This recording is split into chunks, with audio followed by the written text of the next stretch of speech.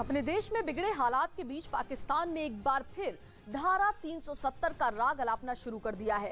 पाकिस्तान के प्रधानमंत्री शहबाज शरीफ ने देश को संबोधन के दौरान कहा कि कश्मीर का मुद्दा सिर्फ बातचीत के जरिए सुलझ सकता है और इसके लिए भारत को 370 हटाने के फैसले को रद्द करना चाहिए।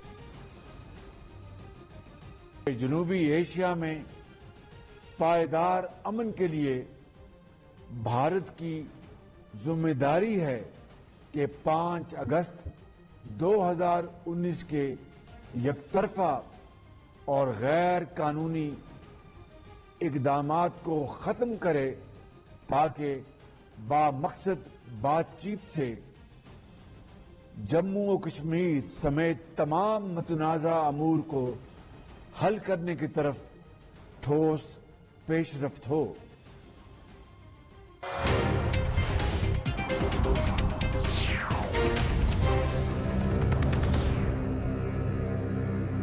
दावे को माने तो ये सच भी हो सकता है, क्योंकि यूक्रेन के मुताबिक उसने इस जंग में अब तक रूस के करीब 1300 टैंकों को मार गिराया, जो कि काफी बड़ी संख्या है। हालांकि रूस की तरफ से यूक्रेन के इस दावे को कई बार नकार दिया गया, लेकिन अब जिस तरह से रूसी सेना 50 साल पुराने टैंकों को यूक्रेन के साथ जंग में उतारती दिख रही है, माना जा रहा है कि वो टैंकों की कमी से जूझ रही है।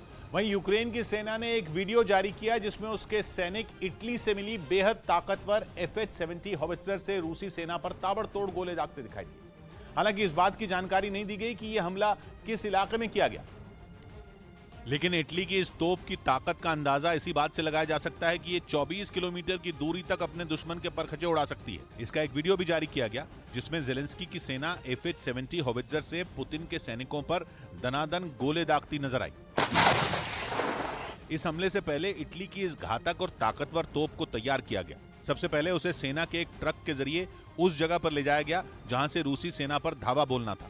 तय जगह पर पहुंचने के बाद यूक्रेन के कई जवान उसे हमले के लिए तैयार करने में जुट गए। इसके बाद दुश्मनों को तबाह करने के लिए तोप में बड़े बड़े गोले भरे गए और फिर सारी तैयारी होने के बाद इशारा मिलते ही इटली की ये तोप दुश्मनों पर कहर बनकर टूट पड़ी। एक के बाद एक कई गोले दागे गए जिससे पूरा इलाका दहल गया।